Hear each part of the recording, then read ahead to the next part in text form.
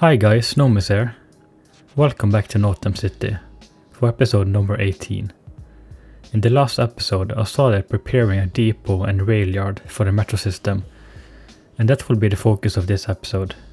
This Railyard and depot will not only be for aesthetics, it will be important for the functionality of the metro system. But before I get further into the build, I want to take a quick look at some inspiration for the Railyard. So what we're looking at here from above is Ridgebay Yard in Queens, New York. It's got a pretty simple and compact design, and looks to have pretty high capacity. I'll be taking some inspiration from this. The main thing to look at is how it's mostly squared shaped with an outer track looping around it, with two maintenance buildings and a ton of storage tracks packed tightly together, and some smaller industrial buildings and just general clutter. So back in the build, first I need to get all the track layout right, and this is a pretty big job. At the start of the video I removed some tracks that came out of the windowless maintenance building, the one to the left there, as I decided to only keep the other maintenance building in a true running setup. On the right side of the yard, where we're looking at this angle, I have some challenges. As you can see, the elevated rail line carrying the commuter trains from WIRR, which is short for West Island Railroad, is passing right through here. Therefore I need to work around the pillars by laying down the storage tracks over at this end. I mentioned that the yard will have functionality, and I'll talk a little bit about that. All the vehicles for the three metro lines terminating this neighborhood are spawned here, and that is possible because I have some blank metro stations inside the depot buildings, and the metro lines need an actual station building to spawn vehicles, which is important because all my stations are made fully custom with station tracks, which cannot spawn trains on their own. This yard would therefore function as an actual depot for the lines, and not just be for decoration. Secondly, the passing loop on the outside of the yard is used by all the three lines to turn around, meaning they won't hold up traffic switching directions on the terminal. To get the layout of how the parked trains should be, I paused the game to look at one of the trains passing through the yard, so I had a reference for putting together the proper version of the train, which you can then use for all the parked trains, just copying what move it. I actually have some new trains for the metro, if you can spot it. Well, kind of new. What I did was take the NYC metro trains that I was using, and I did some slight retexturing to include a custom logo made for NMTA, which is the transit company in Northam State. It took some time to figure it out, but I think it's definitely worth it to add some extra personality to the city. I'm also adding in a little car wash for the trains to pass through inside this yard. To get all the tracks to look sensible, I had to do a lot of work in Node Controller, which you can see some of in the video. But I do cut out a lot of it because it got very repetitive. But I'll turn up the music and let you watch me build out the yard more, and I'll be back to comment on some more detailing later on.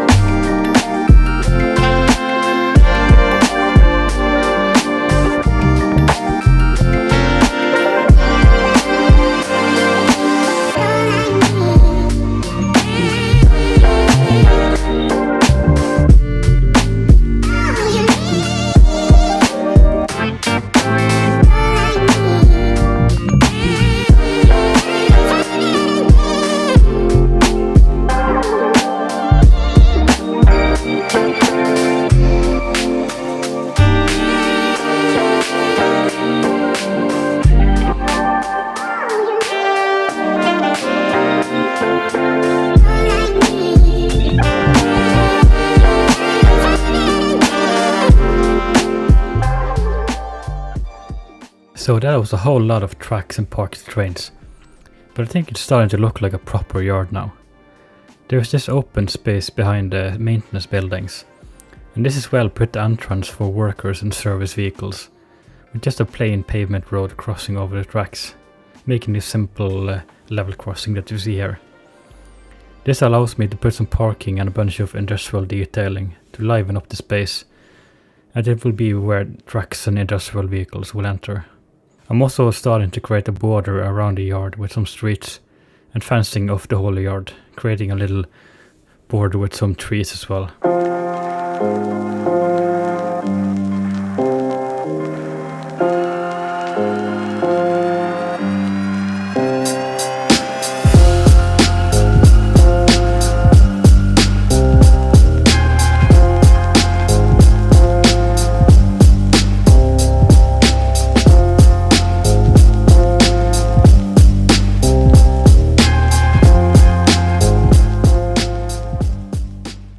Here I'm just finishing up putting the parked trains.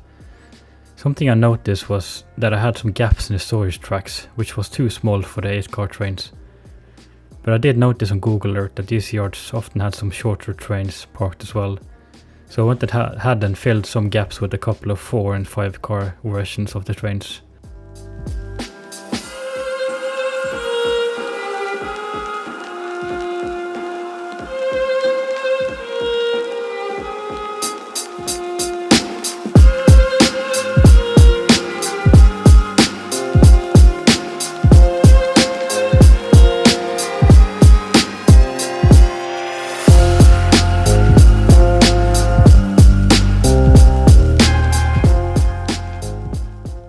There were a few too many gaps between the tracks for my liking, and I tried to sneak in a few more storage tracks where I could fit them.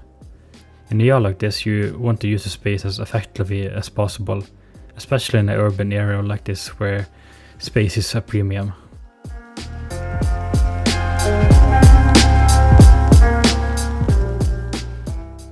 When looking at the size of the yard and the lines it served, it might be a little bit too big to only serve those 3 lines.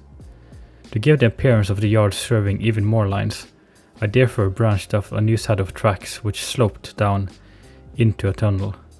For now it just sits unconnected, but I might decide to connect it up to some underground lines in the future to add even more functionality to the yard. This all created some ugly gaps which I had to fix with some detailing. The original line I embanked with some brick walls, and I used a key above the line sloping down to a tunnel.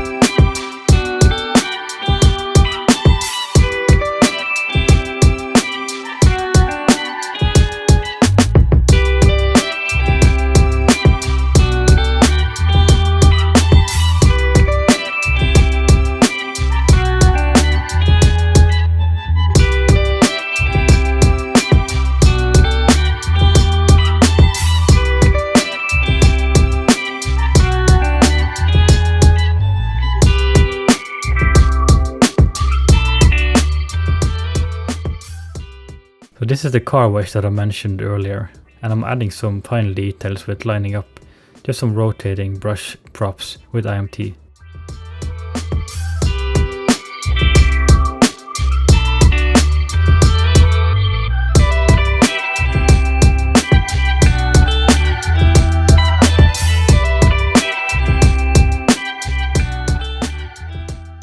For the rest of the build, I'll be adding all the small details to make the yard come truly alive.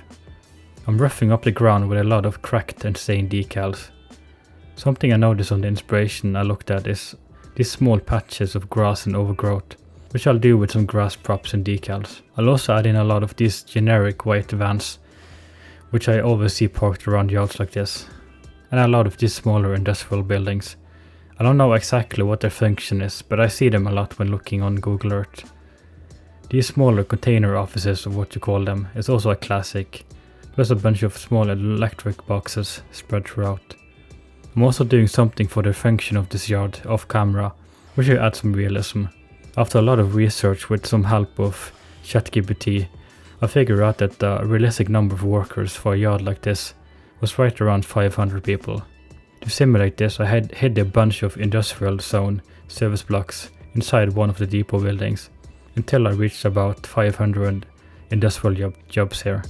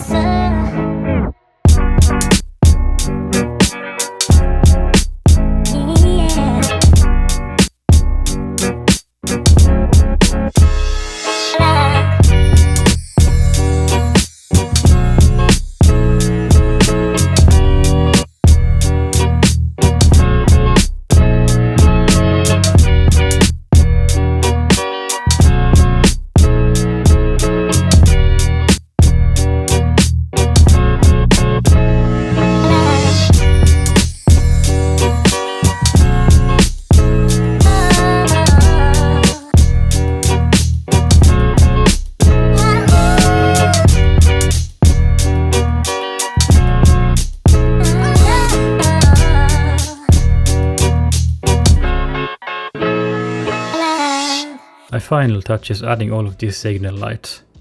I'm not sure if I put them up in a realistic manner, as it's hard to know how signaling works within yards. But I placed them in a layout which made a little bit of sense to me, and it's a nice detail when you look at the yard. And before I forget to mention it, the name of this place is simply called Ridgebay Yard, and it will probably be the largest of the yards within the metro system of Northam City. Anyways, that is it for this video. I really hope you enjoyed the video if you made it here to the end. A like, comment and subscribe would be greatly appreciated and help me to grow the channel. I also got a Patreon in case you wish to support me over there as well. Have a great rest of your day, hope to see you in the next one, and stay tuned for some cinematics of Ridgebay Yard.